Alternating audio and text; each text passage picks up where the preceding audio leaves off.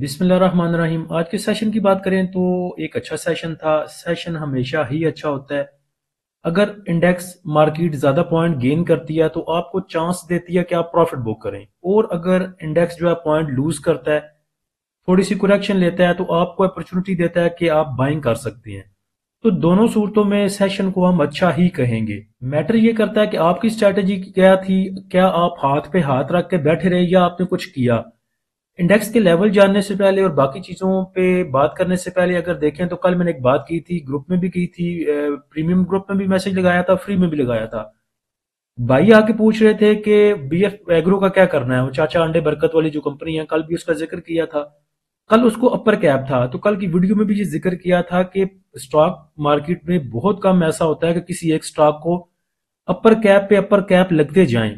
एक कैप के बाद दूसरे दिन देखा जाता है कि वो जो भी एक स्टॉक है वो ओपन होता है, थोड़ा सा ऊपर जाता है 1-2 रुपया, और उसके बाद जो उसका पिछला कैप होता है पिछले दिन का जहां पे वो कैप था उससे भी नीचे उसकी क्लोजिंग आ जाती है। बीएफ एग्रो को देख लें तो कल इसका अपर कैप था 43 रुपये 96 पैसे पे, 44 रुपये पे यह कैप था। भाइयों के मैसेज भी आए तो मैंने कहा था कि थोड़ा सा सब्र करें, कल 1-2 रुपया ऊपर जाएगा या 50 पैसे 1 रुपया ऊपर जाएगा, वहां पे आप प्रॉफिट टेकिंग कर सकते हैं।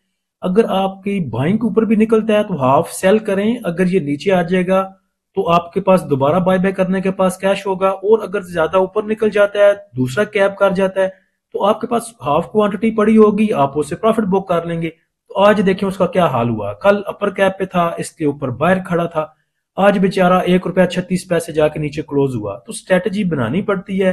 जो भाई हमारे पास प्रीमियम ग्रुप में हैं, अगर वो खुद काम कर सकते हैं तो वो करते हैं, अदरवाइज हमें आगे पर्सनल मैसेज करते हैं, हम उन्हें स्ट्रेटजी बता देते हैं। और एक और बात माइंड में रखें कि हर स्टॉक की स्ट्रेटजी एक जैसी नहीं होती।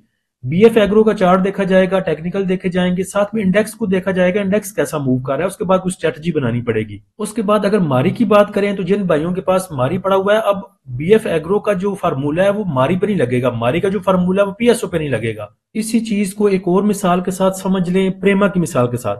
आज प्रेमा की स्कूप बांड के हवाले से एक न्यूज आई थी, पॉजिटिव न्यूज थी, मटेरियल इन्फॉर्मेशन थी। उस बेस पे थोड़ा सा प्रेमा ने मूव करके भी दिखाया आपको। अब टेक्निकली देखें, इसके पास खबर भी अच्छी थी। आरएसआईएस की देखें तो 48 पे मूव कर रही है, यानी कि ओवर बॉट भी नहीं है, ओवर सोल्ड के नजदीक आप इसको कह सकते हैं।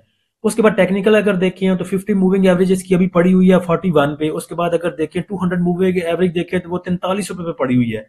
तो टेक्निकली भी इसको मूव करना चाहिए था, साथ में पॉजिटिव न्यूज भी आ गई, फिर भी इसको मूव करना चाहिए था। लेकिन चूंकि इंडेक्स की हालत ठीक नहीं थी, इंडेक्स हमारा 1400 1300 1200 पॉइंट लूज करके खड़ा था, वो प्रेशर भी था इसके ऊपर।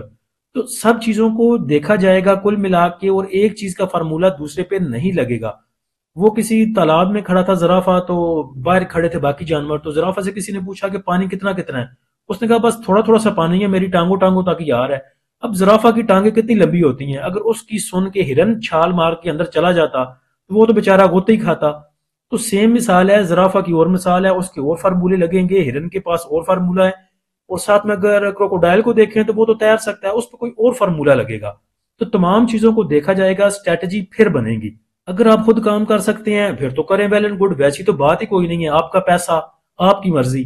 अगर आप नहीं कर सकते तो हमारा प्रीमियम ग्रुप ज्वाइन कर सकते हैं, पर्सनल मैसेज कर सकते हैं, जैसे भी कहेंगे हम आपके साथ चलेंगे इंशाल्लाह। उसके बाद आ जाते हैं इंडेक्स की तरफ। तो इंडेक्स की जो आज ओपनिंग थी, पॉजिटिव ओपनिंग थी 465 पॉइंट के साथ। उसके बाद इंडेक्स का अगर हाई लेवल देखें तो वो रहा 1,68,160 पे, जिधर इंडेक्स ने 518 पॉइंट गेन किए थे। उसके बाद इंडेक्स अपनी उस पॉजिटिविटी को कह सकते हैं कि कंटिन्यू नहीं कर सका। उसके बाद इंडेक्स ने आपको लो लेवल दिखाया 1527 पॉइंट की कमी के साथ 1,66,115 पे। उसके बाद इंडेक्स की क्लोजिंग देखें तो वो भी अपने लो साइड के करीब तरीन आई 1496 पॉइंट की कमी के साथ 1,66,145 पे। सपोर्ट देखी जाए तो 1,66,600 से 1,66,300 तक की सपोर्ट बनती थी इंडेक्स के पास। अब यहां पे क्या हुआ देखें, कल भी जिक्र किया था, कल की वीडियो में भी पिछली वीडियो में भी, कि इंडेक्स को आगे रेजिस्टेंस मिलेगी 1,68,800 पे, 1,68,600 पे। ये इंडेक्स का जो है रेजिस्टेंस एरिया समझा जाएगा। उसके साथ ये भी जिक्र किया था कि अगर इंडेक्स हमारा 1,68,800 को, 1,68,600 को सस्टेन करता है तो फिर आपको नेक्स्ट लेवल दिखा सकता है। और उसके साथ में एक चीज को मशरूत किया था कि अगर फील्ड मार्शल साहब का जो नोटिफिकेशन आना है वो आ जाएगा तो एक पॉजिटिव ट्रिगर होगा हमारे इंडेक्स के पास। उसके बाद अगर इंडेक्स को देखें तो इंडेक्स हमारा जब हाई पे चला गया था, वहां से जो लास्ट रोल ओवर वीक था उसमें 3 4 5 6 7 सेशन लगाए इंडेक्स ने करेक्शन लेते लेते। उसके बाद ये वाला जो रोल ओवर वीक अभी गुजरा है इसमें इंडेक्स हमारा मूव कर रहा था ऑलमोस्ट 1,60,000 के करीब करीब। वहां से 1 2 3 4 5 सेशन इसने लगाए और आपको हाई दिखाया 1 लाख तकरीबन 69,000 का। क्योंकि हमारा इंडेक्स 1,60,000 से चला और उसने जाके 1,69,000 को टच किया, 9,000 पॉइंट उसने आपको गेन करके दिए और यहाँ पे कोई भी करेक्शन देखने को नहीं मिली। तो एक शॉर्ट करेक्शन यहाँ पे आनी ही थी। ये शॉर्ट करेक्शन ना आती अगर 1,68,600 पे आपका इंडेक्स होता और साथ में नोटिफिकेशन वाली खबर आ जाती फील्ड मार्शल साहब की, तो फिर इसने आपको जो प्रीवियस हाई था जो लगाया था हमारे इंडेक्स ने उसको ये ब्रेक करके आपको दिखा सकता था। लेकिन उस नोटिफिकेशन में अभी थोड़ा डिले है, पता नहीं कल भी आना था कल नहीं आया, आज आना था आज भी नहीं आया, हो सकता है कल भी ना आए जुमेरात वाले दिन, जुमे तक वेट करना पड़ जाए। तो अगर वो आ जाता तो इंडेक्स नया हाई लगा सकता था। तो उससे आने से पहले पहले अगर शॉर्ट करेक्शन हो जाती है तो ये भी एक बड़ा अच्छा होगा इंडेक्स के लिए कि शॉर्ट करेक्शन भी हो जाएगी, साथ में पॉजिटिव न्यूज भी मिल जाएगी। तो आगे बढ़ने के लिए एक ताजा दम हो के इंडेक्स आपका आपको आगे नई मूव दिखा सकेगा। उसके बाद वॉल्यूम की बात करें तो KSE 100 इंडेक्स में 258 मिलियन के वॉल्यूम ट्रेड हुए जो कल से थोड़े से कम थे। कल 291 मिलियन के वॉल्यूम ट्रेड हुए थे KSE 100 इंडेक्स में। उसके बाद टॉप एक्टिव स्टॉक में देखें तो सबसे ज्यादा वॉल्यूम WTL में जनरेट हुए तकरीबन 78 मिलियन के। और उसके बाद टॉप एक्टिव स्टॉक में देखें तो हबको, TRG, FNEL, PIA, SSGC, bank of Punjab, MBP, KEL और पेस। हबको पे दिन को भी बात की थी, हबको में देखें को गेम है, अब क्या है वो सामने आ जाएगी, बिल्ली थैले से बाहर आ ही जानी है। स्टॉक मार्केट में वैसे भी चीजें ज्यादा देर तक छुपी नहीं रहती। कोई मिसबिहेव करता है किसी अपनी सेक्रेटरी के साथ या किसी कुलीग के साथ ऑफिस में तो वो चीज भी बाहर आ जाती है, जिसकी बिना पर फिर वो स्टॉक 100 रुपए से गिरता गिरता 40 50 पे आ जाता है। वो चीजें भी नहीं छुपती तो ये तो फिर छुपनी नहीं, क्योंकि 222 रुपए का स्टॉक 223 रुपए का स्टॉक है हबको और 44 मिलियन के 46 मिलियन के वॉल्यूम ट्रेड हो जाना रेगुलर मार्केट में एक अचंभे की बात है। तो चले पता चल जाएगा क्या होता है, पीछे क्या चीजें हैं। लेकिन हबको को देखें तो हबको ऐसा भी नहीं है कि सिर्फ चिपकाने के लिए ऐसा किया गया हो, नॉर्मल चीज ये नहीं है। अगर या तो इतने वॉल्यूम आने पे हबको को लोअर लॉक लगना चाहिए था या अपर कैप करना चाहिए था, एक ही जगह पे खड़ा करके माल टकाना या लेना या देना, देने के चांसेस ज्यादा हैं क्योंकि सेलिंग बहुत ज्यादा थी, बाहर इतना ज्यादा नहीं आ रहा था, सेल पे ज्यादा वॉल्यूम थे।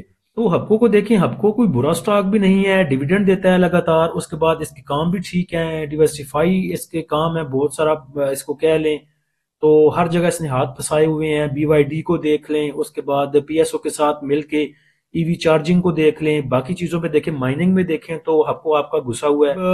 हल्का स्टॉक नहीं है हबको, लेकिन इतने वॉल्यूम एक ही जगह पे जनरेट होना ये थोड़ा सा कंसर्निंग है, बस वो देखेंगे क्या बनता है आगे। अदरवाइज हबको अगर देखें 205 214 तो ये एरिया सपोर्ट एरिया, ये हबको की प्राइस ये जो है ये फेयर प्राइस बनती है हबको की। सिर्फ आपको मिसाल देने के लिए टाइम इतना मेरे पास नहीं था, बाकी चीजें भी इंक्लूड करनी है। तो हबको की मटेरियल इन्फॉर्मेशन मैंने खोली है 14 नवंबर की। इसको अगर गौर से देखें तो इसकी जो जेली कंपनी है इसकी हबको की प्राइम के नाम से, उसको जो है परमिशन मिली थी एक्सप्लोरेशन की PPL के साथ, OGDC के साथ और मारी के साथ मिलकर काम करने की। तो हबको को आप हल्का ना लें, OGDC PPL और मारी के साथ भी इसकी कोई लत बां अड़ती है। उसके बाद मार्केट समरी पे बात करें तो 560 कंपनियों में आज ट्रेडिंग हुई, जिनमें से 136 एडवांस रही, 291 डिक्लाइनर रही, 133 अनचेंज रही। नंबर ऑफ ट्रेड की बात करें तो 3,51,000, वैल्यू की बात करें तो 44 अरब 42 करोड़, वॉल्यूम की बात करें तो 593 मिलियन के ट्रेड हुए। उसके बाद आज के टॉप पॉइंट कंट्रीब्यूटर देखें सेक्टर वाइज तो oil and gas exploration companies ने सिर्फ 10 पॉइंट ऐड किए, उसके बाद बुलन ने 1 पॉइंट। नेगेटिव साइड पे देखें तो फर्टिलाइजर ने सबसे ज्यादा पॉइंट लूज किए, उसके बाद कमर्शियल बैंक्स ने, cement sector, power generation, investment banks और ऑटोमोबाइल ने। Top point contributor stock wise अगर देखें तो TRG ने सबसे ज्यादा पॉइंट ऐड किए और TRG का ही मैंने अभी जिक्र किया था थोड़ी देर पहले, नेक ख्यालात का इजहार किया था TRG के लिए। उसके बाद OGDC, PIOC, FABL, PPL, MBP, SSGC, bank of Punjab. और देखें PPL और OGDC ऊपर हैं, इसकी एक वजह थी, वो भी नोटिफिकेशन आपको मैं दिखाता हूं। और नेगेटिव साइड पे देखें तो FFC ने सबसे ज्यादा पॉइंट लूज किए 401 पॉइंट। उसके बाद MEBL, UBL, हबको, Engro Efert luck system. इस नोटिफिकेशन को देखा जाए ओजीडीसी को, तो तकरीबन सेम नोटिफिकेशन तीन कंपनियों ने आज जारी की है। ओजीडीसी ने भी, पीपीएल ने भी और मारी ने भी। तो ओजीडीसी ने इसमें जिक्र किया गया था, जो नोटिफिकेशन जारी किया था कि गवर्नमेंट ने मुआहदा किया है एक ऑफशोर और दो ऑनशोर ब्लॉक्स को लेके, जिसमें ओजीडीसी के साथ मिल के काम करेंगे पीपीएल, मारी पेट्रोलियम और तुर्किश कंपनी है, तुर्किश पेट्रोलियम या तुर्क पेट्रोलियम। तो ज्वाइंट वेंचर के साथ इन ब्लॉक्स पे काम किया जाएगा। ऑपरेटर हैं जो ब्लॉक्स पे काम करेंगे, ऑपरेटर में वो तुर्किश कंपनी आपकी, उसके बाद नीचे मारी इंजीनियरिंग है और तीसरे नंबर पे प्राइम है। और इस प्राइम की अगर बात करें तो ये वही है जो अभी हमने हपको की जेली कंपनियों में नीचे देखी थी नोटिफिकेशन में। उसके बाद आगे देखें तो ज्वाइंट वेंचर में जो इनकी इंटरेस्ट है, जो पार्टिसिपेशन ऑफ इंटरेस्ट है इसमें, उसमें ओजीडीसी का 20%, पीपीएल का 35%, मारी इंजीनियरिंग का 20%, और नीचे भी सेम जो है वो परसेंटेज है इनकी ज्वाइंट वेंचर में। तो ये तीनों कंपनियों के लिए, बड़ी कंपनियों के लिए अच्छी खबर थी, ओजीडीसी के लिए भी, पीपीएल के लिए भी और मारी के लिए भी। तकरीबन सेम मिलता जुलता नोटिफिकेशन पीपीएल ने भी आज लगाया था मटेरियल इन्फॉर्मेशन की सूरत में। और मारी पेट्रोलियम की बात करें तो मारी पेट्रोलियम ने भी आज मटेरियल इन्फॉर्मेशन लगाई थी, कुछ इससे मिलती जुलती।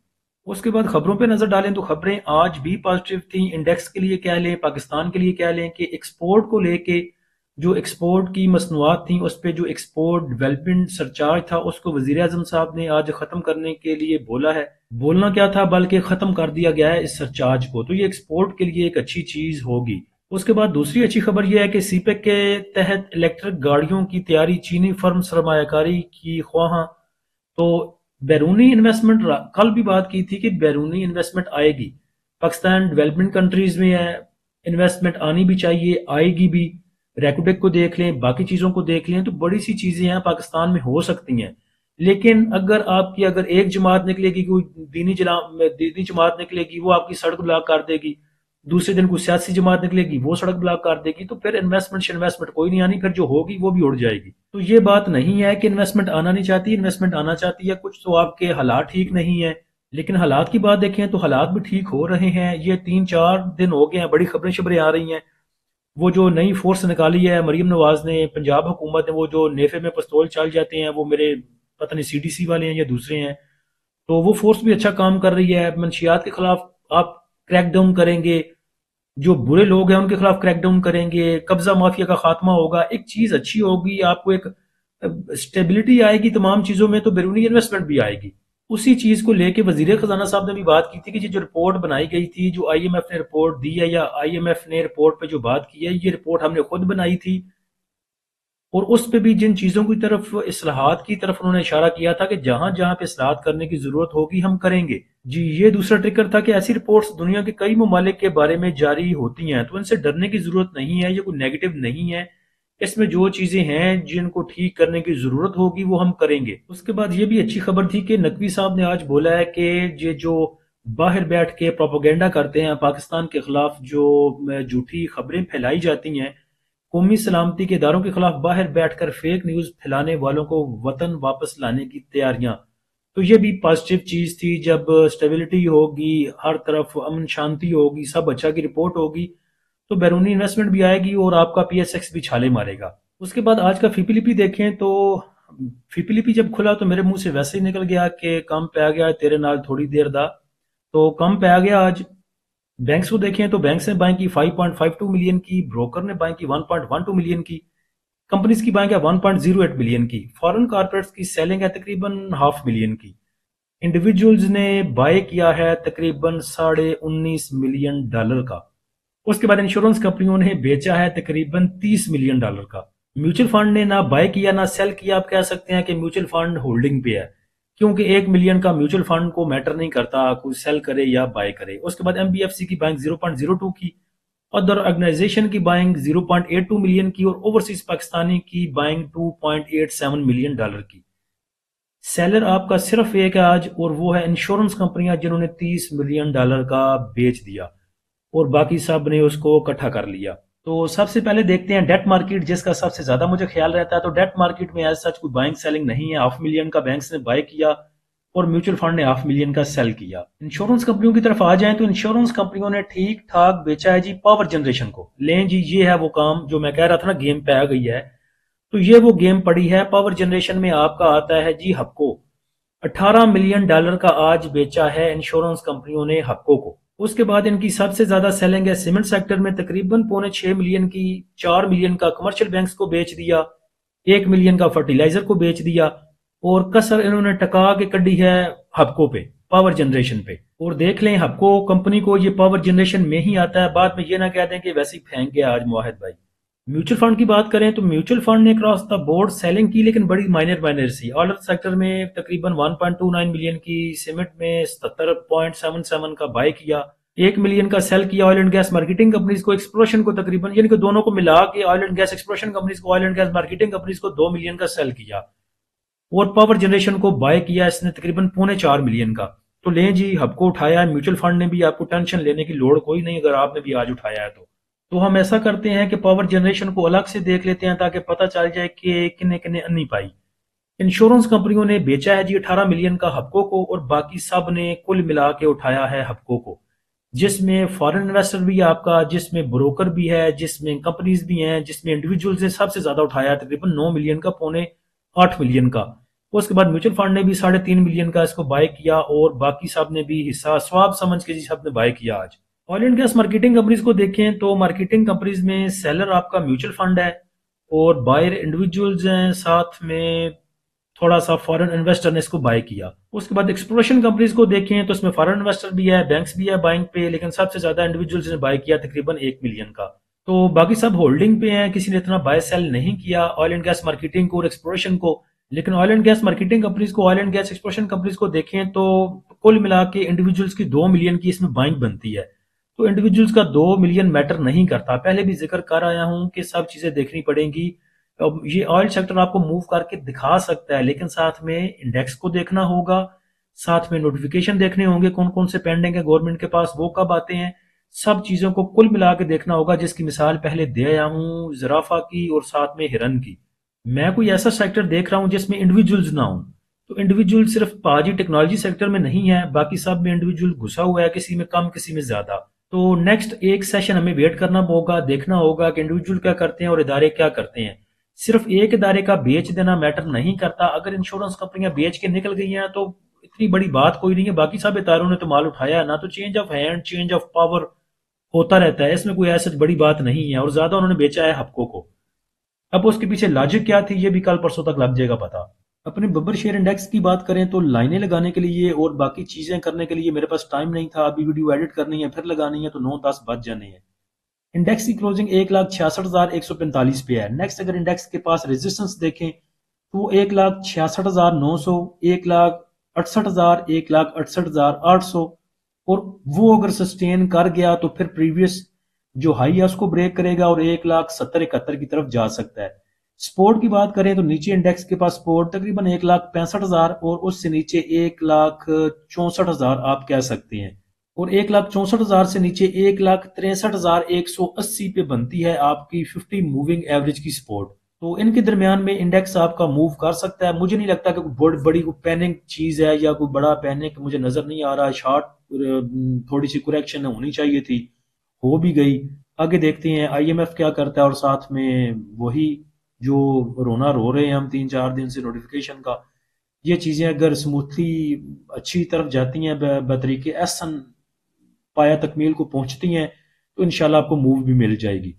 तो 1,65,000 कह लें, 1,64,000 कह लें, 1,64,300 कह लें, यहाँ पे इंडेक्स आपको मौका देता है तो ये इसको हम कहेंगे बाइंग अपॉर्चुनिटी। और ऊपर अगर जाता है, चाहे पहले ऊपर चला जाए चाहे बाद में ऊपर चला जाए, तो उसको हम कहेंगे जी प्रॉफिट टेकिंग करने के लिए चांस, या फिर उसको क्या कहते हैं सेल ऑन स्ट्रेंथ और बाय ऑन थले थले। नेक्स्ट स्टॉक में अगर देखें तो हपको अच्छा स्टॉक है। सपोर्ट लेवल उसके मैंने आज बता दिए थे अपने क्वेश्चन आंसर सेशन में भी, और प्रीमियम वाले भाइयों को भी बता दिए थे। 194 तक, 205 तक अच्छी सपोर्ट है हपको के पास, हपको की फेयर वैल्यू है, हपको इतने का बनता है। ये नहीं है कि आपको 140 का ही मिलेगा तो हपको की वो प्राइस होगी, वो तो बस हो गया, वो तो उस टाइम बोला बाला था आपका हपको। उसके बाद एमईबीएल पे नजर रखें, मिजान बैंक पे पीएसओ फेयर प्राइस पे मिल रहा है। एटीएल को देखें तो वो भी अच्छी सपोर्ट के पास है, तो इन स्टॉक पे नजर रखी जा सकती है, और डरने शरने की लोड़ कोई नहीं। तो लेवल्स पे काम करने के लिए सब्र तहम्मुल के साथ, स्ट्रेटजी के साथ काम करने के लिए, चाहे वो स्विंग सिग्नल हो, स्विंग ट्रेड आपने करनी है या इंट्राडे करनी है, डे ट्रेड करनी है, उसके लिए एजुकेशनल पर्पस के लिए हम आपको स्पोर्ट एंड रेजिस्टेंस लेवल बताते हैं। उसके लिए आप हमारा प्रीमियम ग्रुप ज्वाइन कर सकते हैं। प्रीमियम ग्रुप को ज्वाइन करने के लिए नीचे दिए गए व्हाट्सएप नंबर पे आप रब्ता कर सकते हैं। फ्री ग्रुप को ज्वाइन करने के लिए लिंक नीचे डिस्क्रिप्शन में लगा दिया है। अल्लाह हम सब का हामी नासिर हो। इजाजत दीजिए। अल्लाह हाफिज।